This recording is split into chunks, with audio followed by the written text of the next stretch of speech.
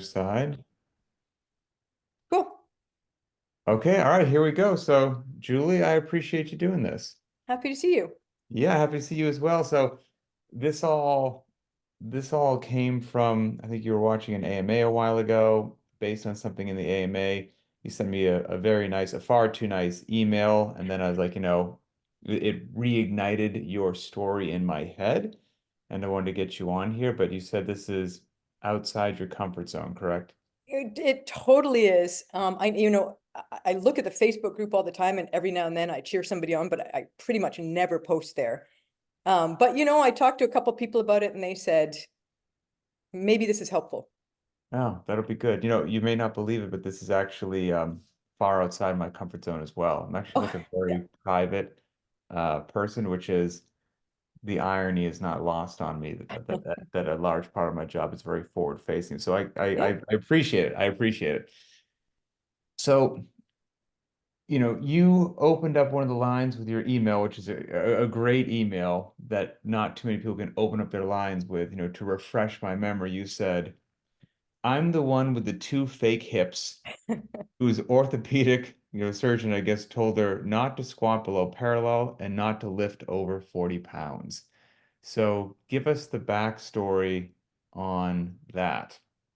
I will. So I actually had to write it out this morning because those two fake hips were orthopedic surgeries 7, 8, 9, 10. I've had 12. Oh, really? Yeah. And so I was, Whoa. yeah.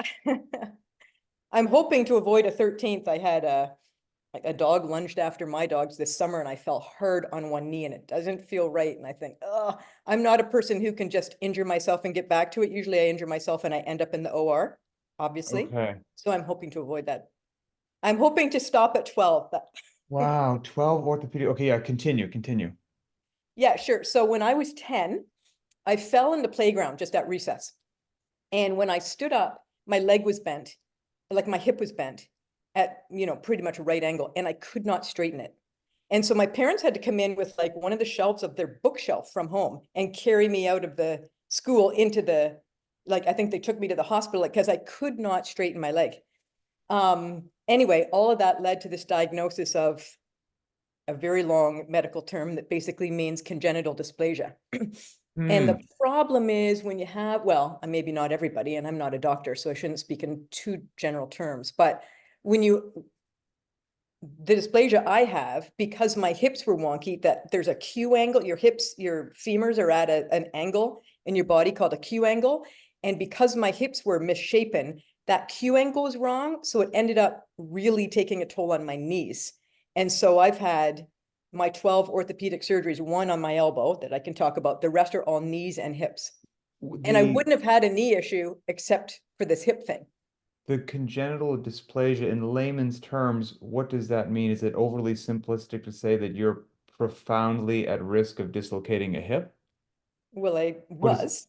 Yeah. And the best way I learned of it, I think it was when my orthopedic surgeon, when I was 10, said, most people, we know a hip is a ball and socket. Most people, the ball looks like half of a tennis ball. Mine looked like mine looked like this, like your knuckles. So that's not helpful. Um, interesting? so I think they were worried it could come out. So when I was 12, I had a surgery called an osteotomy where um, they took a piece of bone from another part of my hip and attached it down here to keep this from coming out. I was in a body cast for 7 weeks. That's when I was 12. And it Oh, didn't work. wow. And it didn't work, you said? It didn't work. Evidently, this condition is 100% correctable if you double diaper a kid for a year or put them in a frog cast for a year. But they did, I was born in 66. They didn't know what, you know what you know at the time. They Uh-huh. didn't know that. So now, when your kids are born, your kids probably Lane had probably had that click test, like where they keep moving their hips I'm to make sure sure. to hear a click. They didn't have that when I was born.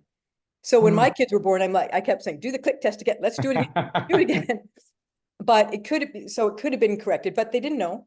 And they thought this would correct it at 12. And I guess I was much too old for that. So I had this Salter osteotomy, it's called, in Canada, was in a body cast for 7 weeks at the age of 12. Oh my Um, goodness. right? Then I had a second surgery because they put pins in for that first one. So then I had a second surgery to take the pins out. And here's the thing I was thinking about, no physical therapy, not a bit. And why is that? Well, because it was 1970s and, well, would it be 70s still in small town Canada? Maybe. That's Like considered fancy. We're not doing physical therapy. That's for there fancy was people. there was a physical therapy clinic in the hospital, as I recall, but there was no clinic. Like that wasn't just Oh, a thing that you did. And I don't know if it was geography. I don't know if I should be blaming that on the Canadians or if it who was just knows? time. Okay. Yeah. I mean, I want you to continue on with your story, but I'm just trying to relate to, so I've got three kids now. One's a bit over three, a 13-year-old and a 15-year-old. And I'm trying to think if my 13-year-old, like last year was like in a body cast for 7 weeks at 12 years old, I mean, I can't even begin to wrap my head around what that would be like for both the child and the parents, quite frankly. Right. Do you Well, recall being in that body cast? Was it I is it do. And here's the thing. I grew up in ingrained in the your era where memory? you had 13 channels and you turned a dial. And my parents were not high-tech people at all, or just not, we weren't spoiled kids. So we never had, you remember there were these cable, you might be too young, but there were these cable boxes where you could push a button and it would give you multiple channels. And when I Okay. was in the body cast, we got that cable box. That was the big concession. So it was a big deal. You're 12. It was fine. It really, Mm, my dad brought a typewriter home from his office and I'm a writer. I wrote all these short stories and stuff. Like I actually didn't have a terrible time. I okay. have really no bad memories of being in the cast, so I don't want to, overstate any of this. Okay. Great. I weighed 65 pounds when I came out of that cast, and Oh, I couldn't walk very well. Like I ended up with kind of a fairly significant limp, which I don't have anymore. But from the age of 12, really until I had my hips replaced in 2000. And they told me when I came out of that cast, don't ever walk or run for exercise. Like be a cyclist, be a swimmer. But if you walk, by the time you're your parents' age, you'll be in a wheelchair. Like they really said, basically stay off your feet kind of thing. oh That was wow. sort of the thinking of the time. Interesting. Yeah. Wow. Did you heed that advice? Um, I did start swimming and I swam through for my college, which would be impressive if I were American, but because it was a Canadian university, it's not the same thing. Everyone's a most people, I was a walk-on for sure, but I wouldn't Okay. even have been able to walk on in an American school. So I got into cycling, I got into swimming. At one point in undergrad, I started running. I can't remember why, that was stupid. Um, but But were you mostly being active? Were you being active just because in your DNA you're an active kid? Because I would think it'd be very simple for somebody to have had these multitude of surgeries to get a bunch of scary advice of things that you never want to do again and to just become sedentary. Yeah, true, right? Not even an avenue I considered. Super active kid, I guess, super active family. So we downhill skied, we sailed, we swam, we did all these things. I don't think being sedentary was in my family's DNA, thank goodness. I'm Right. grateful for that. And not in mine, but I guess I would say the reason I didn't walk and run was um, I don't want to be dramatic, but I will say it was excruciating. Like Hmm. from the age of 10 till I had my first hip replacement, it was it was not fun to be on it didn't feel good at all on those hips because they're basically sort of bone on bone since the age of 12, I guess. Right. No cartilage left in any way, shape, or form. Right, or else, and I could be, again, not a doctor, that could be wrong, but just the misshapenness of them, it was Yep. just not a good I articulating mean, surface. I would tend to think based, again, like, certainly not a doctor either, but based upon my own experience as well. And what I found was like, by the time I get in there, I had no cartilage. They said, I'm sure you had absolutely none, quite frankly. I would bet. Probably, and I remember when I moved to the States after undergrad, I moved to the States and I started to see a hip guy, and it was, well, I won't get into, I was going to talk about the level of care, but it was much easier to get x-rays, much easier to see a specialist. And I remember they would say to me, even when I was quite young, in my 20s, they'd say, oh, you qualify for a hip replacement right now based on your Mm, x-rays. And I remember I saw a guy at University of Michigan and he said, I went to the x-ray first and he saw it in his office. And then I walked into his office. So I hadn't met him. And he said, I saw your x-ray. I mm. assumed you'd be coming in a wheelchair. Like, I can't believe you're actually walking into my office because based on your x-rays. So they would always say you qualify based on your x-rays, but try and put it off. You know, they used to say, try and put it off to your 80s. And then they'd see my x-rays again the next time and they'd say, well, put it off to your 70s.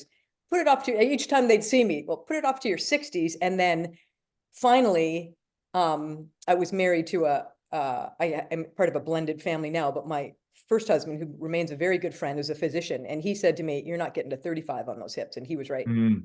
Okay. When you walked in, the doctor was shocked to see you walk in under your own power. Was it because, because sometimes with no cartilage or whatnot, the range of motion keeps getting decreased and decreased and decreased, or was it because he assumed that it would be so excruciating that you wouldn't be walking? Do you have any sense as to I'm why he guessing was the shocked? second. I'm guessing the second, and you're right, and that's why I remember they must have been no cartilage, right? But I remember when they, I'm sure you remember this when they want to take X-rays of your hips, they make you sit like a frog and stuff. I'm like, no, can't do that. Impossible. And yeah, and they try and do all the, they just kind of move you a little bit.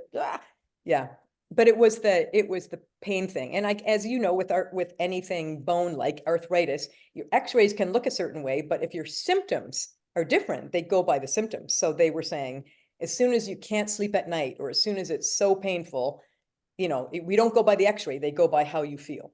Do you recall at that point in time what was your daily life or pain tolerance like? Because it is interesting, it's like the ocean washing away a beach, right? Like you don't notice it with one wave, but like over the course of a decade. So sometimes, by the end, you're in this horrific chronic pain, but it was this teeny little addition of pain each week or month that got you to where you are that you just somehow, it's astonishing what you can learn to tolerate. Like, do you look back and like, were you in now in hindsight, like pretty darn crazy pain, but you had just been like, well, this is just what life feels like. So this is just what it feels like when I walk around. I only figured that out when I had my hips replaced, and I said, "Wait a minute, Yeah. hold on a minute." Like I'm sure you felt the same way. I was Yeah. aware of my both hips every single waking second, every second. And so when I got them replaced and I wasn't aware, like to this day, I'm not over it. Like I can't, You have like an back appreciation. when we had lived in the north and had a lawn, I'd mow the lawn and think, I mowed and I'm fine. I still can't get over it. So yeah, it was just an ongoing, and I was still super active. I got into spinning. I always did weights, but not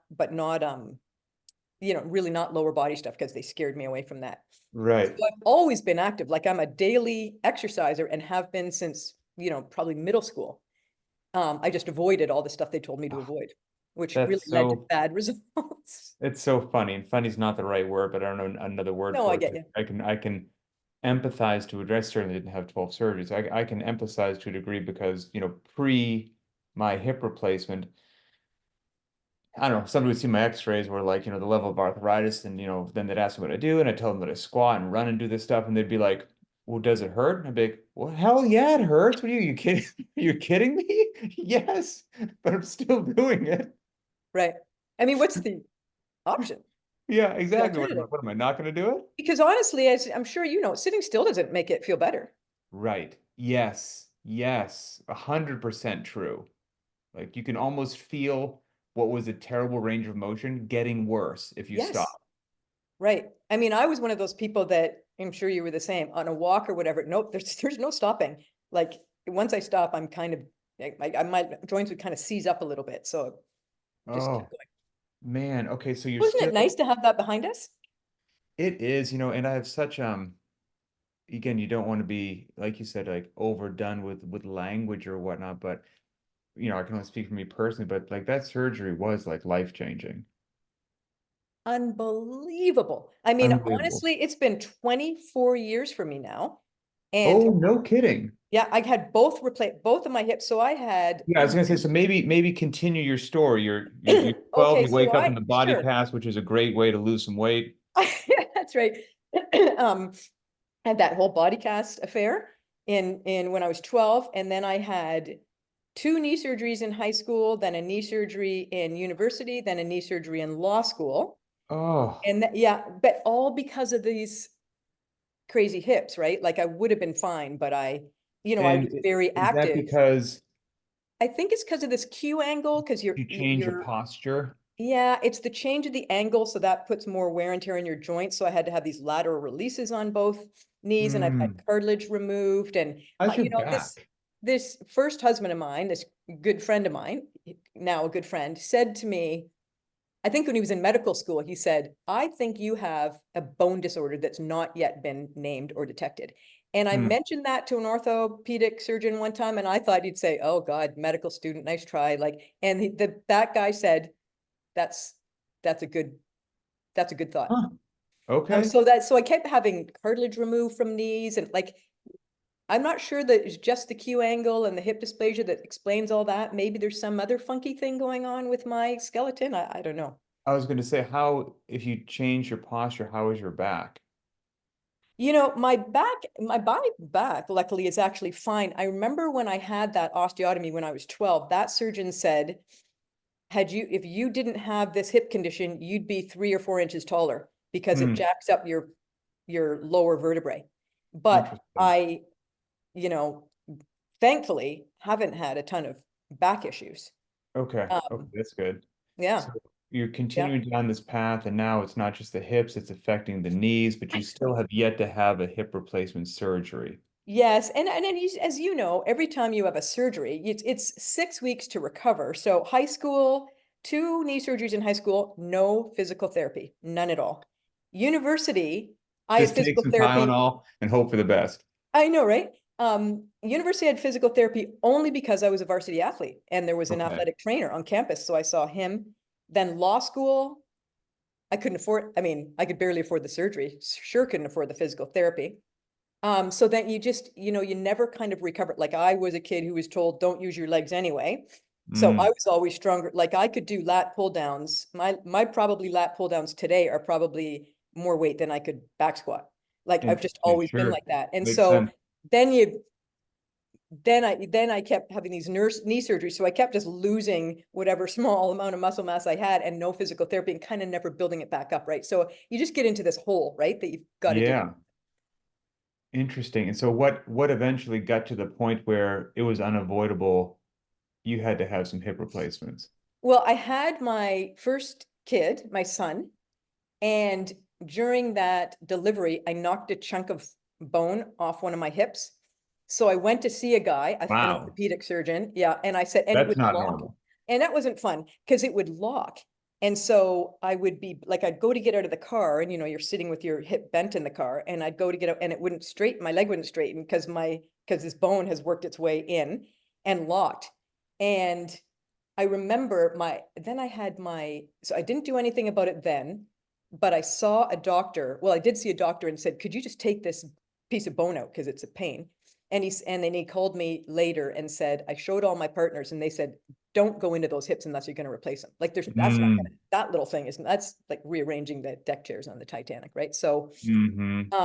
then I had my daughter, and I remember one time I was in the bathroom with both little kids. I was a single mother, and my daughter was crawling toward the top of the stairs, and my hip locked, that bone thing locked. And I Hmm. said to my son, who was like 2 at the time, go get your sister and grab her by her ankles and pull her backwards into the Right. bathroom and shut the door because I couldn't even go and see her. So Ah, and then they came up with ads. There were ads on TV for Celebrex, which was the first drug I ever heard of that helped with bone pain. Because as I'm sure you would agree, there's nothing like bone pain. Like I could have yeah. third-degree burns, and I'll say it's not bone pain. So Right. I went to an orthopedic surgeon and said, "Hey, I heard about this new drug," and he said, "Dude, like, no, get the hips replaced. You're not. Hmm. By the time you're because I was still thinking, try and get to 60, try and get to 70. And he said, you're not getting to 60 and your kids are little now. You're not going to be able to go on field trips with them. And Right. even if you have to have a revision when you're 60, your kids are out of the house by then. So what do you care? It was the first time I actually said, if you were me, what would you do? And it was the first time I've had a doctor answer that question, and so helpful because he said, Good. your kids are little now. You want functionality now. Let's replace them. And he agreed to do them 3 weeks apart, which was great for me. Oh, so you had them both done like back to back. I did because I'm a retired lawyer and I was at a law firm, and you know how you have these billable hours. Yeah. And I actually had PT for the first time in my life after the first hip replacement. And it was all those old machines where you're like pushing on the weight plate and stuff. And I thought, this is a both leg weight plate. I'm missing all these billable hours coming to PT. I'm going to just have to do this all over again. I'm going to miss Hmm. billable hours again. This is kind of sick, right? Right. So I went back and begged him to do them right away because I could do the PT right now, both legs, and Gotcha. get it over with. Oh, interesting. Yeah, I've known several people that have had to do both hips, and but I think that's probably the closest I've known anyone that's had it done back to back, where you're basically you're down hard for for a period of time. What year did this occur? This was 2000. 2000. Okay. All right, and then since I mean, after post hip replacement, we've been speaking about how wonderful it is. Is it all sunshine and rainbows post then? The sun came back out in your life, or does, the difficulties and more surgeries continue?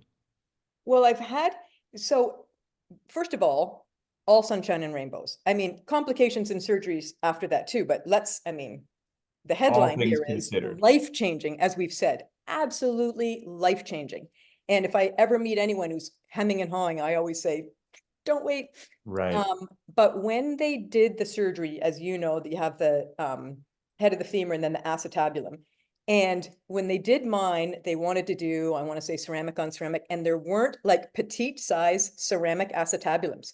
So they had to Interesting. use HDPE, that high density polyethylene plastic. Like I think that's what they make maybe rollerblade wheels out of or something. So Okay. they used that. And a year later, they discovered that that HDPE wears away and it Oh, gets in your joint and it causes something called osteolysis, which is when you get all these little cells that come in and they eat the plastic and they also eat bone. So that's oh kind my of unfortunate. goodness. So my surgeon said, okay, well, come in every year and we'll look for signs of this lysis, osteolysis. And if that happens, and because so we sort of knew that might happen, and we'll Mm-hmm. just snap off the acetabulum and replace it. You don't have to do the whole thing again. And so actually by then I had joined a CrossFit box and I was doing box jumps, which was an amazing thing for me to be doing box jumps. And I landed once and I said to my husband, yeah, I'm pretty sure one of my acetabulums just came loose. And I went in and sure enough, this Oh, lysis had started. So he just popped out that acetabulum. And then he said, since I'm in there anyway, since it's all modular, he took the ball off too. That was 2014. So then I had a brand new articulating surface in 2014. And then I had the same thing done on the other hip in 2017. okay. Yeah. And And so far, I'd like so to be good done with with hip the surgery. so far, so good with the new hardware. So far, so good. Like every time he looks at it, it looks great. The pins in the femur where it should be. Okay, great. But And I those mean, things were a bit of a drag and I kind of lost some glute function. When I had that surgery when I was 12, the surgeon said, oh yeah, we took your hip flexors off and then we just didn't reattach them. oh wow. Right. So on one leg, Is no that a hip flexors. whoopsie, or And did they then on mean the to not? just yeah, we were busy. Time crunch and I never this is my 12-year-old memory, Right. 12-year-old brain. So he might have had I'm sure he had a very good reason for it, but Yeah. at the time it seemed kind of a little cavalier to me, or when I think back on it. But then so that was on my left hip, I don't have a hip flexor. And then on my right hip, after those revisions, after the right hip revision, something happened in my glute med and it just wasn't really firing. So every time, like, I feel like these surgeries, every time there could be some little thing that kind of jacks up your, Hmm. ability to function all that well, but it's still better than before the And replacements. what's your sense, or did your surgeon give you any sense of, will this hardware potentially be good for the rest of your life, or will there be something looming in the future? Yeah, so the guy that I had who did the original surgery, well, he did the revisions too. He actually has a couple of patents on some hips. And at the time in 2000, he already had a woman who had 30 years on one hip. Oh And wow. he felt very strongly that if you keep your weight at the low end of your weight range, you could, and you are reasonably careful, you could keep them for life. And the only reason I had this revision was because of that HDPE issue. That wasn't a, joint issue. So I would go in and see him and he would look me up and down. The only guy I'd ever let do that kind of look me up and down just to kind of check. And he'd say, good for you. Like, cause I was still thin. And Right. I'd say, hey, what do you think about, I want to take up snowboarding with my kids. What do you think about snowboarding? Yeah, that's fine. Just stay light. Like, what do you think about CrossFit? Yeah, no problem. Just stay light. Like Oh, all no he cared kidding. about. He wasn't huge on exercise, really. He didn't, he'd say, oh, you want to go to Hmm. PT? Sure. He wasn't kind of exercise forward. And what he really cared about was staying at the low end of your weight range, which I always have in mind. And I'm Interesting. determined to get through the rest of my life without another hip surgery. Yeah, I would like to be in that camp as well. My surgeon was really cool. He basically said, like every year or 2 years, like the technology improves substantially, the materials, the whole 9 yards, the lifespan and all that. And he's like, depending on your age now, what your lifespan will be, he's like, there's a chance you could be good for the rest of your life. He's like, there's Nice, eh? a pretty significant chance. He goes, and if it's not, it's going to be like, you just missed it and you're going to need one at the end, maybe. When you just, yeah, right. Maybe get a better one. Like now they're these sport hips. They're slightly different shape. That didn't exist when I had mine done. But yeah, Oh, that's great. So they don't say anything because you run. Like I am afraid to run, but I wasn't a runner before because I'd been scared out of it since mm-hmm. 10 anyway. So I'm afraid to run. I'm afraid to do one rep maxes. Mm-hmm. Um, but they don't tell you to not do that, eh? Well, my surgeon was cool. He was a fit guy too. Like I could tell he kept himself in shape. We had an honest conversation, and I think I basically told him like I'm going to do these things. Like and if I guess if that means another surgery sooner, like I'm going to do these things. And he was pretty cool. He's like, take your time, crawl, walk, run, getting back to all these movements and be smart. And like I did all that stuff. And the only thing he really said was he didn't fear heavy loading, to be quite honest with you. He was just like, I wouldn't take up marathon running if I was you. It was like Perfect. on pavement, long distance running, or running in general. Like I even, but I was like, I'm gonna sprint short distance and stuff like that. And he didn't have a big issue with that. And now a couple years ago, we got an air runner for our garage because we live in Yeah, I've heard you Pacific talk about that. Northwest And and you it think just that's better, rains maybe? 8 months out of the year here. Yeah, And so that I actually think has been quite good, just for not out pounding the pavement. Like I'm sure it's still obviously more impactful than rowing or biking, but as far as like all the different types of running I could do, I tend to think that's probably one of the kinder that's great. versions that I could do. And I do the majority of my running on that thing. I mean, That's awesome. 95%. And it's funny because I was one of those weird CrossFitters that like even with that hip, like I liked running. I did, and I would run, and I remember every now and then. Again, it's funny what you get used to. Maybe we're doing like a sprint day, like 10 100-meter repeats or 8 200-meter repeats, and I have to, you know, warm up good. But then once I was in there, I could almost count on if I was doing 8 200-meter repeats on one of those repeats at some time during it, like in the middle of it, like going as hard as I can, my right side, there would be like this is tough to describe, like a an electrical Yeah. bolt lightning feeling, and then like this all happened like in an instant, like while my foot's off the ground, and the leg would like shut down. Like, and so that leg's like going to hit the ground, not under like, shutdown's probably extreme, but like under not the normal level of control that you would expect to have. And so I'd kind of like come to this weird stop and be like, oh, darn it. Wow. And I'd walk and then it'd go away and then I'd keep running, for the next run. And that just became normal, or I'd stand in the kitchen and pivot uh, a weird way to like reach for a drawer and like my leg would give out. Yeah. It's like, well, that's just normal life. And it's like, well, no, that's not normal life. That's not how it's supposed to be. Well, think of how much more grateful we get to be for the rest of our lives because we started out with this. And I do want to say, because it just occurred to me, you have an artificial hip, and I'm saying I don't run. I was never a runner to begin with, A. So I didn't have good running form. You probably do. And also I have this knee issue. And Yeah, so the knee, if my knees were totally fine with new hips, I might be on a true form or whatever that thing is called 100%. too. But And I yeah, don't have experience there, but everything that I've heard from people who are smarter than me, like if you had to have issues to your hip or your knee, you would choose your hip because everyone feel says the like, knees are much more delicate, finicky, tough to come back from and all yeah. that. So I don't blame you for 2 seconds for that. I think you're making a smart decision. Um, Maybe you could chat real quick on this one line now that we've got, up to the point that you are now. So you said when you first started Linchpin, this is the email you sent me, you can imagine the quote unquote strength that I had after decades of only doing high rep 40-pound deadlifts and box squats. I was afraid of lunges. I was wobbly. I didn't have the strength on my back knee to even get close to the ground on a lunge or my hips close to parallel.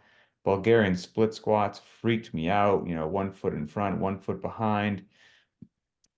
Weighted Bulgarian split squats felt like totally unrealistic. And if you did deadlift, you would have to do like stack a couple plates on the ground so that the pull wasn't quite as deep. All of that was what you were used to. And now, what does what do those areas look like for you now? Yeah, it's amazing. I was thinking about that today too, because I joined a CrossFit box and I want to say 2009 or 10. And I was such a remedial, and I almost hated going just because I just don't want to be the high maintenance person in the back saying, I can't do, also can't do that, can't do that, Right. right? Right. And it kind of sucks to just not be able to do all the stuff. So yeah, I was pulling like a 40-pound deadlift from, and each end was on a two 45-pound plates because I could not pull it from the ground. And I looked at beyond the whiteboard, and I don't do 1 rep maxes, right? But I Hmm. can now do 140 for 3 from the ground with a That's flat back. Like my husband's a CrossFitter, and I always like, how does my back look? How does my back look? That's amazing to me. so okay, so you went from a 40-pound deadlift not that wasn't go starting from the ground Right. to now a triple at 140 pounds starting from the ground. Right. That's insane.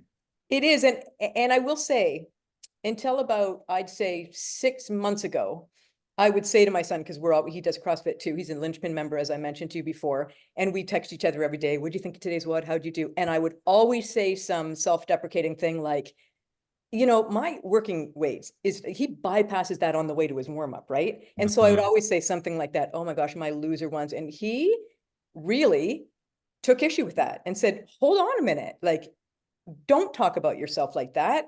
You're a beast to be doing these things. Just like, it's just, they say don't talk to yourself if in a meaner way than you would talk about a friend. But of course I was doing that, and I would Mhm. never post my things on the Linchpin Facebook group, because I'm thinking, oh my gosh, my loser scores.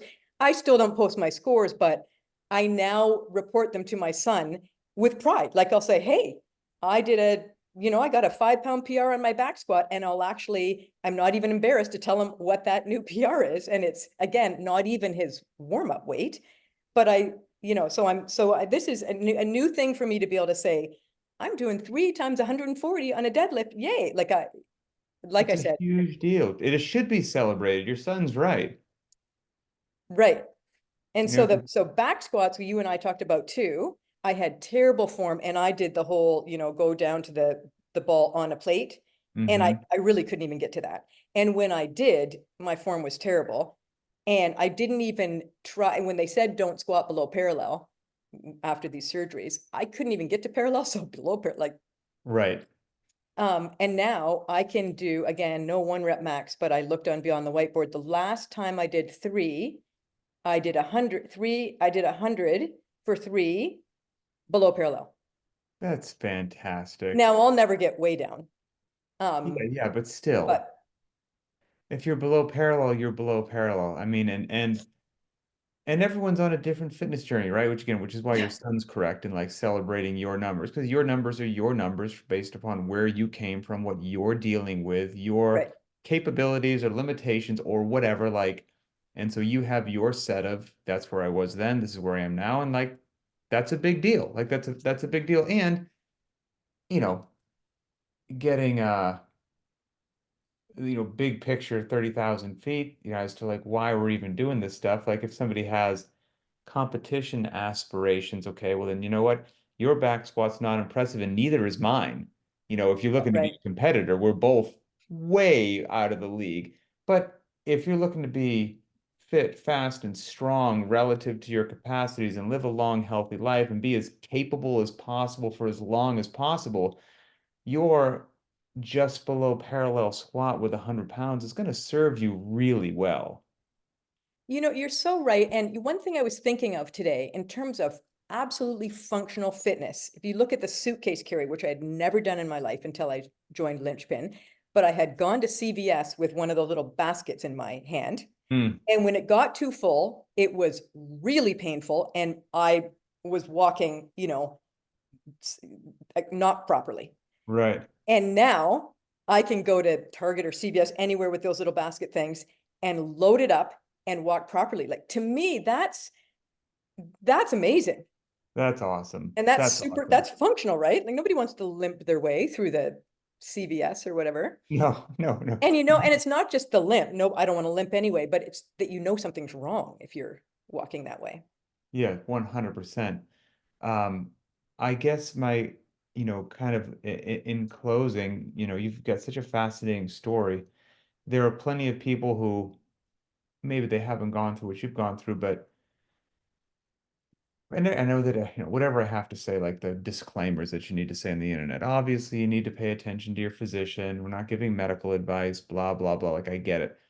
But it is also very easy, for lack of a better way to say it, for somebody to get an injury or to deal with something, and instead of becoming a catalyst to now focus on actually how important being healthy and strong is, it becomes a very comfortable and reasonable excuse to not pursue those things. Because who could blame you if right now you were, 40 pounds overweight and sedentary, and people are like, why? Like, well, I've had 12 surgeries and a body cast when I was 12, and I've got two fake hips. It'd be like, oh wow, well, like no wonder you don't do anything. Like, of course, like nobody would ever hassle you, but Right.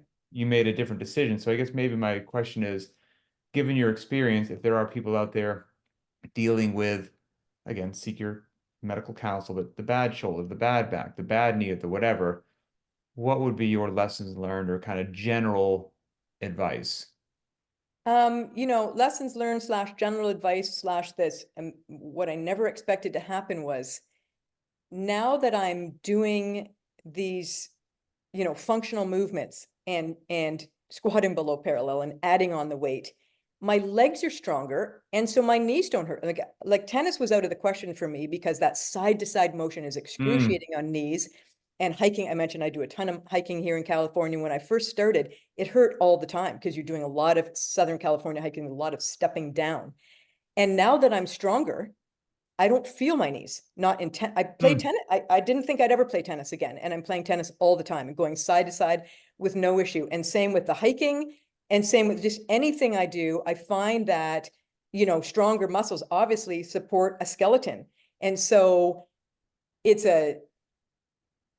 I understand people who don't want to do things because it hurts their joints. On the other hand, the stronger your muscles are, the less your joints will hurt. So, right, right. that's what that my lesson learned is stay strong and your joints won't hurt. So I mean, I think I qualify for a knee replacement now because of on one knee. I'm not planning to ever have one because Mm, it's all symptoms. And I think my knee doesn't hurt. I can hike a ton and my knee doesn't hurt. So keep your muscles strong and maybe your joints won't hurt. We obviously can't promise that for everyone. So I definitely learned that.